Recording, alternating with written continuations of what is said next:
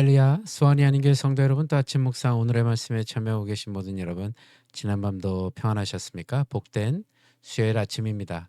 오늘도 계속해서 주님께서 주시는 말씀을 통해서 하루의 삶을 승리하며 주님 앞에 나아가는 저와 여러분이 되시길 바랍니다. 오늘도 계속해서 주님께서 주시는 본문 말씀은 에스겔서입니다. 에스겔서 10장 1절에서 8절까지의 말씀을 통해서 심판 앞에서도 기다리시는 하나님이라는 제목으로 또 여러분들과 함께 은혜를 나누도록 하겠습니다. 먼저 오늘 본문인 에스겔서 10장 1절에서 8절까지의 말씀 우리 한 목소리를 함께 봉독한 후에 계속해서 말씀 이어가도록 하겠습니다. 에스겔서 10장 1절에서 8절 말씀. 이에 내가 보니 그룹들 머리 위 궁창에 남보석 같은 것이 나타나는데 그들 위에 보좌의 형상이 있는 것 같더라. 하나님이 가는 베옷을 입은 사람에게 말씀하여 이르시되 너는 그룹 밑에 있는 바퀴 사이로 들어가 그 속에서 숯불을 두 손에 가득히 움켜가지고 성읍 위에 흩으라 하시매 그가 내 목전에서 들어가더라.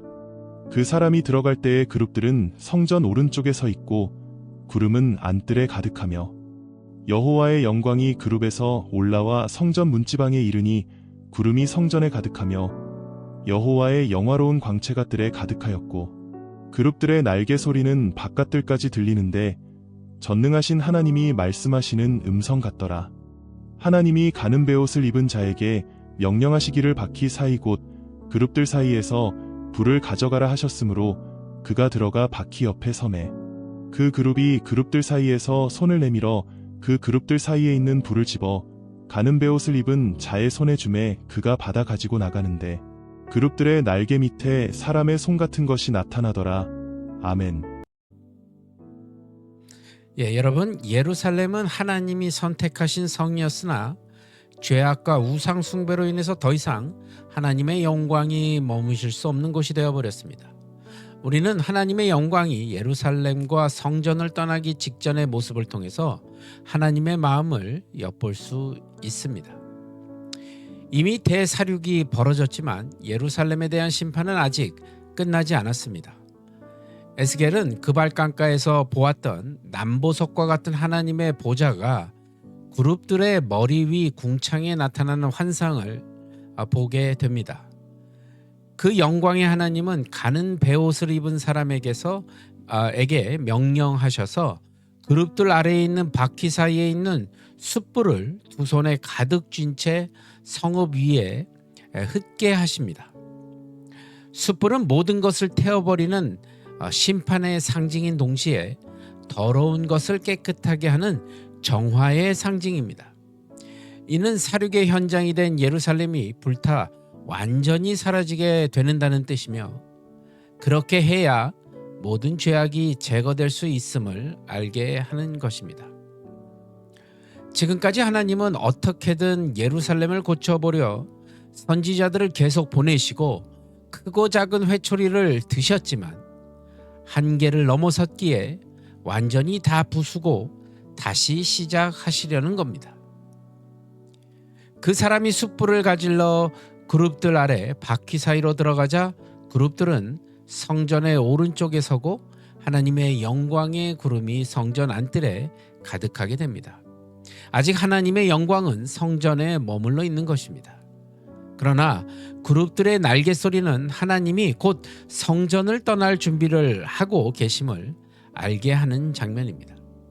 이처럼 심판의 사륙이 벌어졌음에도 하나님의 영광이 여전히 성전에 가득한 모습은 성전을 폐하고 떠나기로 결정하셨음에도 불구하고 발걸음이 떨어지지 않는 하나님의 심정을 엿볼 수 있게 됩니다.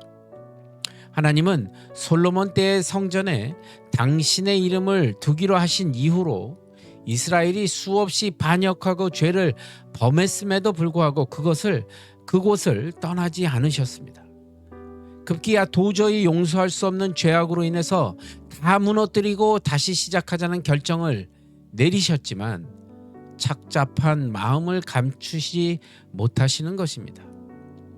우리를 향한 하나님의 마음이 이러하다는 것을 우리는 잊지 말아야 할 것입니다.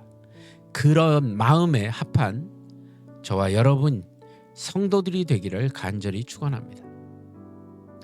가는 베옷을 입은 자가 하나님의 명령에 따라 숯불을 받으려고 바퀴 옆에 서자 그룹들은 그들 사이에 있는 불을 집어서 그들에게 주었고 그가 그것을 받아가지고 나갔다고 6절 7절에 적혀 있습니다.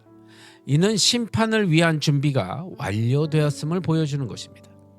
그발강가에 처음 본 환상에서 목격했던 그룹들의 날개 밑에 있던 그 사람의 손과 같은 것이 여기서도 목격되는데 이는 하나님의 명령을 받은 그룹들의 손에 의해 심판이 진행될 것을 짐작하게 하는 것입니다.